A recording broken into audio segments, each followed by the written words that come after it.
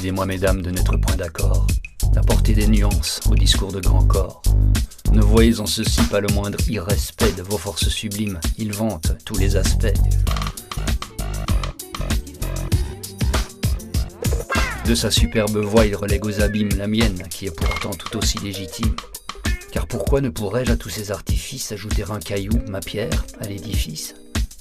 Démagogue d'un côté, un rien maso de l'autre, qui donc peut se targuer d'être le bon apôtre ? J'applaudis de grand corps le magnifique hommage, et sans doute que déjà, je regrette l'outrage, c'est possible. Mais voilà, si je barbouille de fiel, parfois c'est beaucoup mieux que tartiner de miel, de sirop lénifiant, un texte de mélasse. Je vais me faire allumer, eh bien tant pis, tout passe.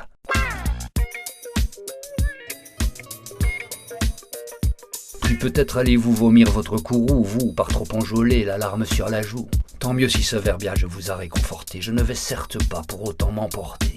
D'une voix de velours, vous fûtes pommadé, ce charmant éloge, vous le recommandez. Mes paroles ne sont pas si jolies à entendre.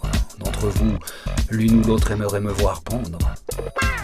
Mais user ce langage est toute ma liberté, et à coup sûr un gage de crédibilité.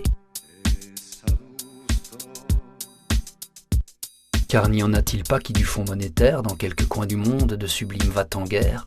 N'y a-t-il parmi nous aucune empoisonneuse, pas une plante vénéneuse, zéro céréale killeuse ?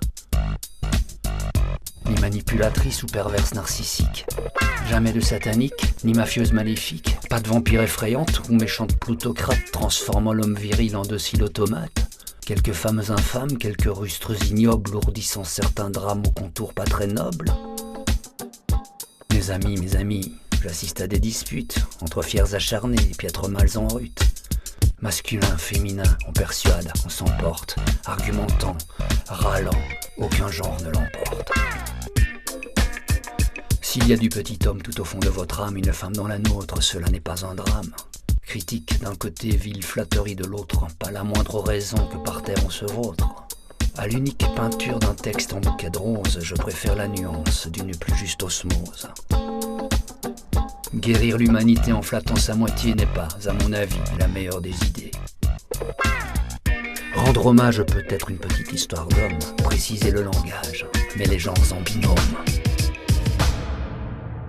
Trouver en nous, c'est sûr, la part de l'autre sexe pourrait bien devenir le plus beau des réflexes. De toi, de moi ou d'elle, de tous ceux, de toutes celles, de tous ceux qui gentiment se mêlent. En tentant l'équilibre des poids dans la balance, nos cœurs sur les plateaux cherchent l'équivalence, découvrent l'équilibre. Car du fléau l'aiguille dressée droit vers les cieux tout doucement oscille. À peine, et c'est le signe, que quelques mots sensés évitent la lourde tâche de devoir compenser, biaiser ou flagorner, en commettant l'erreur, la bourde renversée de changer de vainqueur. Bref, ensemble, évitons les boniments binaires, pour enfin devenir des êtres de lumière. De votre précieux temps, j'ai sûrement présumé, mais ce que je profère, je m'en vais l'assumer.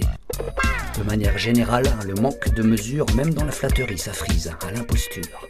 Bah oui, c'est vrai, j'assume, et ce petit discours est à 100 000 lieues d'un compliment de cour. Il n'existe que pour, sous la même coupole, réinviter l'humain à l'auberge espagnole. Il n'existe que pour, sous la même coupole, réinviter l'humain à l'auberge espagnole.